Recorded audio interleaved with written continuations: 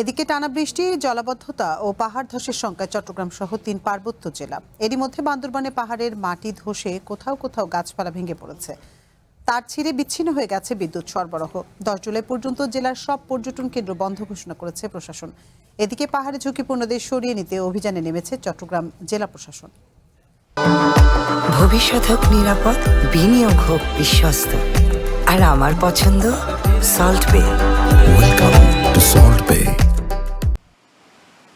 টানা বৃষ্টি ও জলাবদ্ধতার কবলে বন্দরনগরী চট্টগ্রাম। বহদ্দারহাট, বাকলিয়া, চকবাজার সহ নিচু এলাকা হাঁটু থেকে কোমর পানিতে তলিয়ে আছে। জনদুর্ভোগ থেকে রক্ষায় বন্ধ করে দেয়া হয় স্কুল, কলেজ।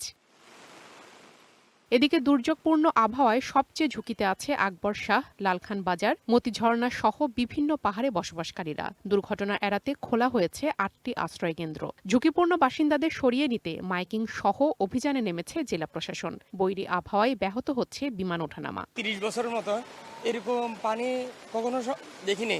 বাজারতলার দিকে একটু কম থাকলেও এই পাঁচলেশ এরিয়াতে অনেকটুকু পানি। ভারী বর্ষণে বান্দরবানেও দেখা দিয়েছে বন্যা ও পাহাড়ি ধসের শঙ্কা। বিভিন্ন এলাকায় পাহাড়ের মাটি ধসে ব্যাহত হচ্ছে যান চলাচল। গাছপালা ভেঙে কোথাও কোথাও তার ছিঁড়ে বিদ্যুৎ সরবরাহ বিচ্ছিন্ন রয়েছে। সাঙ্গু নদীর পানি বাড়ায় বোট চলাচল ঝুঁকিপূর্ণ হওয়ায় তিন্দু, রেমাক্রি ও নাফাখুমে আটকা পড়েছে শতাধিক পর্যটক। তো ওয়েদার খারাপ হওয়া শুরু হয়েছে আমরা যখন নাফাকুমে গেছি। আর জিন্নাপাড়ার ওই সাইডে আসে হচ্ছে আপনার 3 জন গাইড আর হচ্ছে 18 জন পর্যটক। 10 জুলাই পর্যন্ত জেলার সব পর্যটন কেন্দ্র বন্ধ ঘোষণা করা হয়েছে। জেলার 7 উপজেলায় 220টি আশ্রয় কেন্দ্র প্রস্তুত রেখেছে জেলা প্রশাসন। সবাই মিলে কিন্তু তাদেরকে সরানোর জন্য মাইকিং বা অ্যাওয়ারনেসটা করা হয়েছে। যারা উইলিংলি যেতে চায় প্রতিটা উপজেলায় সব মিলে আমার 7 উপজেলায় 220টি আশ্রয় কেন্দ্র প্রস্তুত আছে।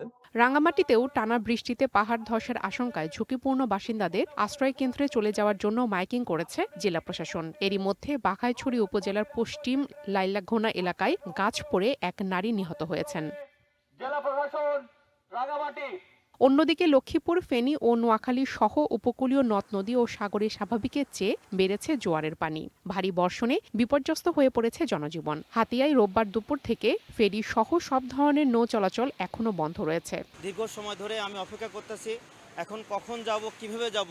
ননসরাঘাট থেকে শ্যামনঘাটের উদ্দেশ্যে কোনো ট্রলার যাচ্ছে না।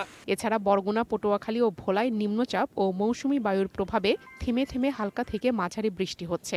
উত্তাল হয়ে উঠেছে মেঘনা ও তেঁতুলিয়া সহ ভোলার চারপাশের নদ নদী। এতে চরম আতঙ্ক নিয়ে দিন কাটাচ্ছেন চরাঞ্চলের হাজার হাজার মানুষ।